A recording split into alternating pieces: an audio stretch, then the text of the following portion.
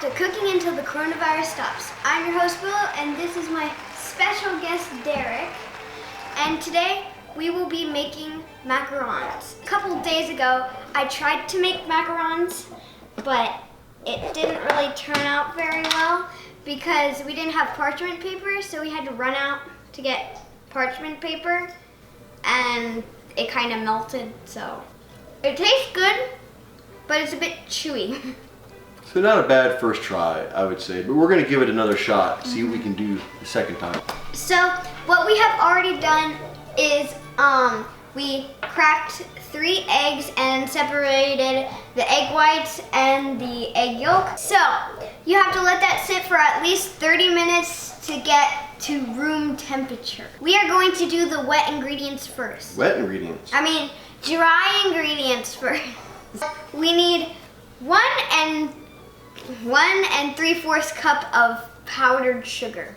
And you're just gonna put this straight into your food processor. Okay, that was 1 cup. So we're putting it in because even if you buy extra fine almond flour, it still might have chunks. And we just need, it's okay if you don't have a food processor, it'll just be a lumpier top. Ooh. It'll just be smoother if you use a food processor. All right, so we're just refined pastry chefs now. Yes, so we're gonna put the top on. You wanna pulse it. Oh! See, that was refined. Oh, wait a second, we forgot a step. We gotta put the salt in. We need 1 teaspoon of salt. Okay, now we can blend. We're gonna take this thing, then we're gonna take this and pour that in. Grab.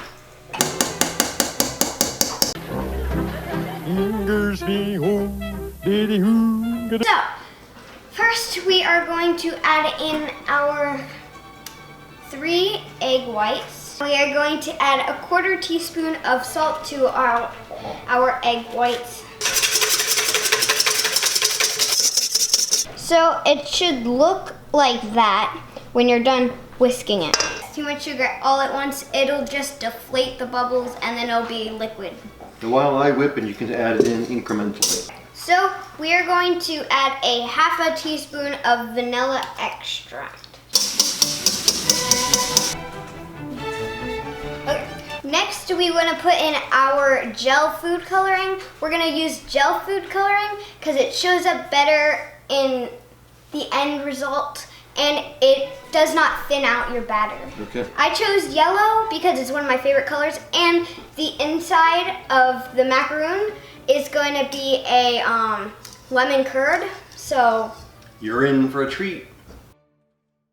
The lemon curd is already made. I'll put the link in the description down below of the recipe that we used for the lemon curd. And make sure you like and subscribe while you're down there. You should have a stiff peak, a very, very stiff peak. It should be so stiff. It should be so stiff that you can take the bowl and put it over your head. All right, let's see you do it.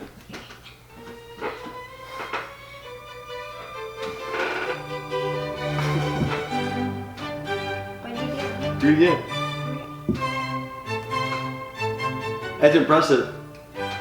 That's how I test my soup too, make sure it's ready. Now we are going to do macaronage. Macaronage. Which is when you fold stuff into stuff. I think it's when you're folding a dry ingredient into your whipped meringue, right? Yes. And I think it has something to do with not deflating the stuff. You don't want to whip it too much, right? Yes, you put 1/3 of your dry ingredient. Wait. 1/3 of the dry ingredients in. Yes. You put the 1/3 of the dry ingredients in, and then you macaronage it. Macaronage away. If you can make a figure 8 without it breaking. Without it breaking. I broke a little bit there. Try again. That looks like a figure 8 to me. So, stop mixing. Stop mixing. So, we want to use the round tip on our piping bag. So,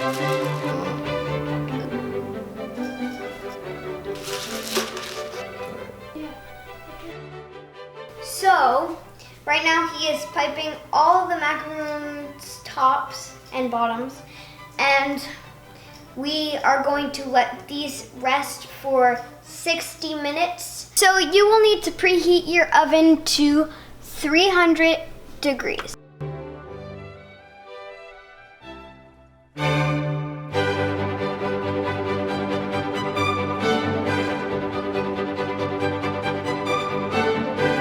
So we have waited 15 to 30 minutes to let our macarons dry and like rest. So we are going to let them fully dry and rest on a wire cooling rack.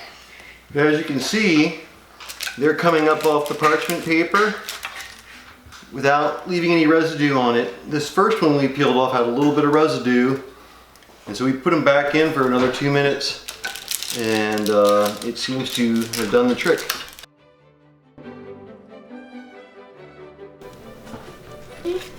As you see. Now it is time to fill the macarons with our lemon curd.